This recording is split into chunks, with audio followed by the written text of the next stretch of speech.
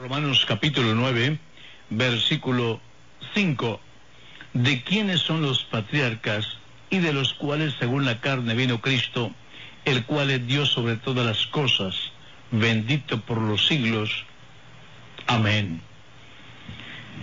Estamos hablando sobre la doble naturaleza de Jesús, verdadero Dios, perfecto hombre.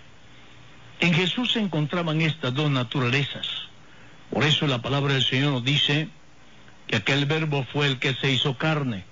Y el apóstol Pablo decía en 1 Timoteo 3:16 que es indiscutiblemente grande es el misterio de la piedad. Dios fue manifestado en carne. La palabra manifestar equivale a darse a conocer, aparecer, correr el telón y luego salir a la vista de todos. Dios corrió el telón y luego apareció con un cuerpo humano. Dice Hebreos capítulo 4 o capítulo 2 verso 14, los hijos participaron de carne y sangre, él también participó de lo mismo. De tal manera que entonces tenemos esa fiel esperanza en la palabra de Dios, de lo que predicamos y afirmamos en la palabra.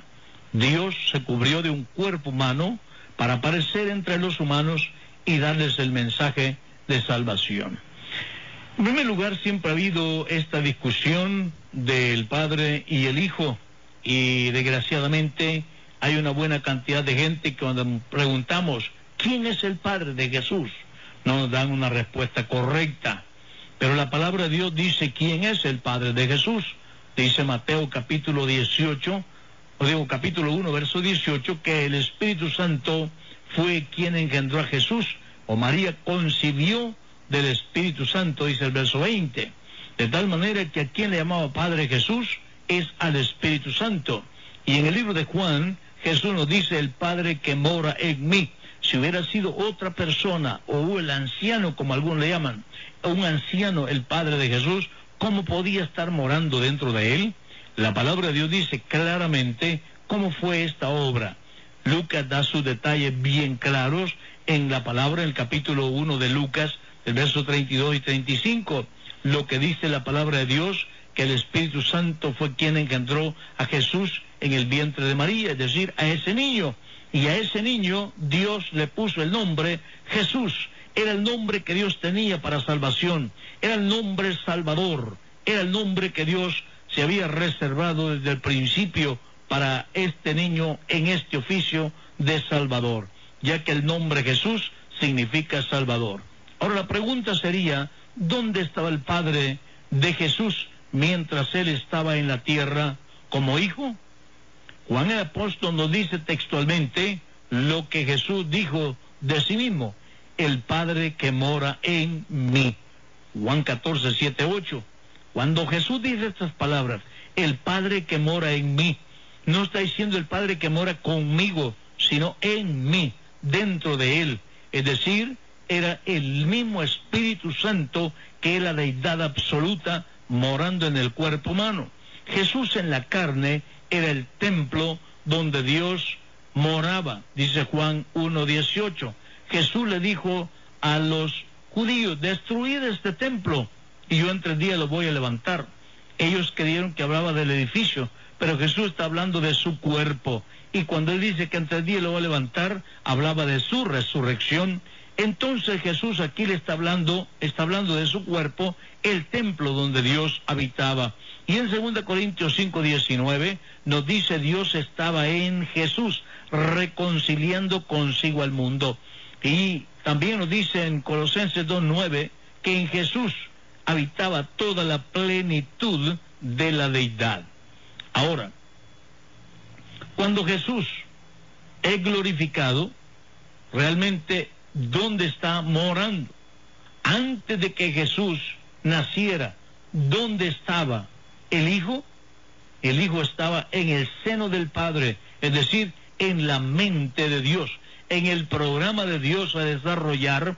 Allí estaba el Hijo, de tal modo que no eran dos personas allá, sino era la misma expresión de Dios, el mismo pensamiento de Dios, el mismo plano que Dios tenía a desarrollar en el mundo. De tal manera que en Jesús había dos naturalezas. Y la primera encontramos su naturaleza divina. Y encontramos en el libro de Mateo, en el capítulo 1, donde claramente nos habla de sus familiares en cuanto a la carne. Dice el libro de Mateo capítulo 1, libro de la genealogía de Jesucristo, hijo de David, hijo de Abraham.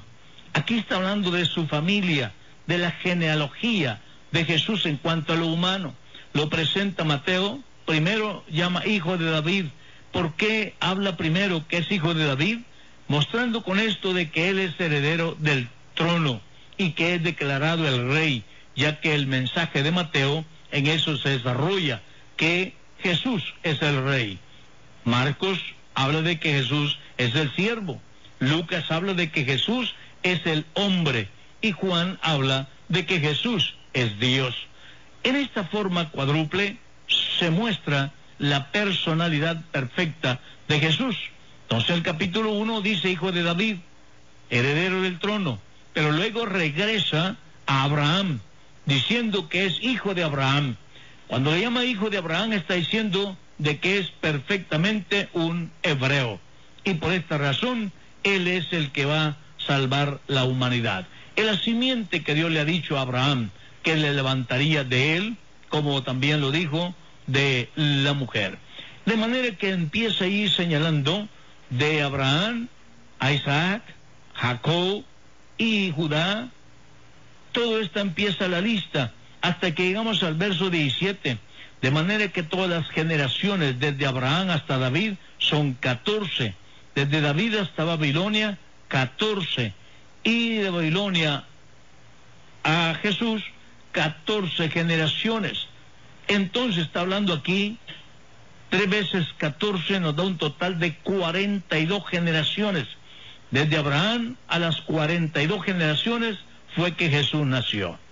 Si Jesús nació a las 42 generaciones, es hijo de David, es hijo de Abraham, ¿por qué algunos pelean que Jesús vino como hijo ya del cielo? Si hubiera venido como hijo del cielo, no tuviera familia humana. Por eso es que en el libro de Romanos el apóstol nos dice que, según la carne, Jesús vino de esta familia, pero en el caso de que eres el Dios verdadero, es porque la deidad estaba habitando en ese cuerpo humano de Jesús. Entonces Jesús poseía dos naturalezas.